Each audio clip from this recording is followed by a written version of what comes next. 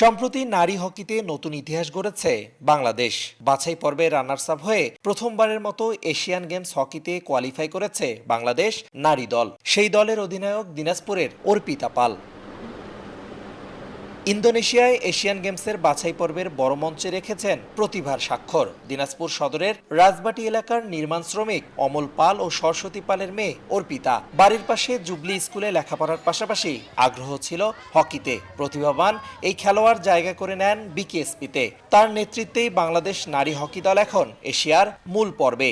চেষ্টা ছিল চ্যাম্পিয়ন হওয়ার, হয়তোবা চ্যাম্পিয়ন ট্রফি দিতে পারিনি, বাট রানার আপ মেডেল আমরা দিতে পারছি বাংলাদেশকে। ফেডারেশন আমাদেরকে খেলার জন্য সুযোগ দিছে, বাট প্র্যাকটিসের জন্য বিকেএসপি আমাদেরকে জায়গা দিছে। বিকেএসপিতে যদি ক্যাম্প না হইতো, বিকেএসপিতে আমাদেরকে সহযোগিতা না করতো, তাহলে হয়তো আমরা এত দূর এগোতে পারতাম না। দিনাজপুরে যে মতি ভাই আছে, পাপু ভাই আছে, সাইদ ভাই আছে, ইরফান ভাই আছে, সবাইকে, কেন ওনারা না থাকলে হয়তো আমি এই জায়গাটা থেকে উঠে যাইতে পারতাম না। দিনাজপুর অনেক মাঠের সংকট, কেননা আগে আমরা যে মাঠে প্র্যাকটিস করতাম বড় মাঠ, সেটা আমাদের অফ করে দিছে। এখন আমি বিকেএসপি থেকে যে বাসায় আসছি, প্র্যাকটিস করার মতন কোনো প্লেস আমার নাই। সো দিনাজপুরে যদি একটা মাঠ করা হইতো তাহলে অবশ্যই ভালো হইতো।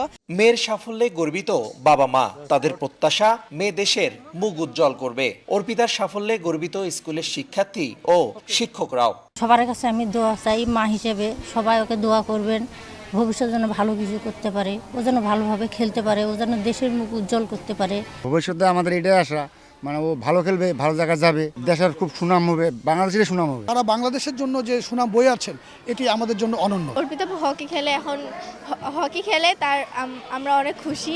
তবে অর্পিতার শুরুটা সহজ ছিল না। অনুশীলনের ঘাটতি, প্রয়োজনীয় সুযোগ সুবিধার অভাব, নানা প্রতিবন্ধকতার পরও থেমে থাকেনি অর্পিতা। আমাদের দিনাজপুর থেকে অর্পিতা পাল যে বাংলাদেশ টিমকে লিড করছে, সেই ক্ষেত্রে আমি অবশ্যই বলবো যে তার ক্রেডিট, সে নিজে থেকেই অনেক চেষ্টা করতো, হার্ডওয়ার্ক করতো। হ্যাঁ, আমরা জাস্ট সাপোর্ট করছি মতি ভাই, পাপ্পু ভাই, ওনাদেরকেও ধন্যবাদ। ওনারা যদি সাপোর্ট না করতে হয়তো বা হকির পজিশন এরকম হতো না।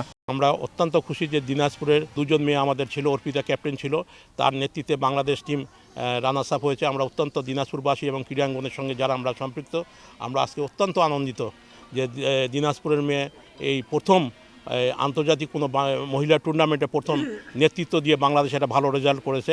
আমরা অত্যন্ত গর্বিত। এশিয়ান গেমস বাছাই পর্বের আগে ক্রীড়া ভাতায় যুক্ত হয় বাংলাদেশ নারী হকি দল, যার ফলে প্রতি মাসে অর্পিতা পাবেন 1 লাখ টাকা। তার এই অর্জনে ভবিষ্যতে আরও বড় সাফল্যের প্রত্যাশা দিনাজপুরবাসীর।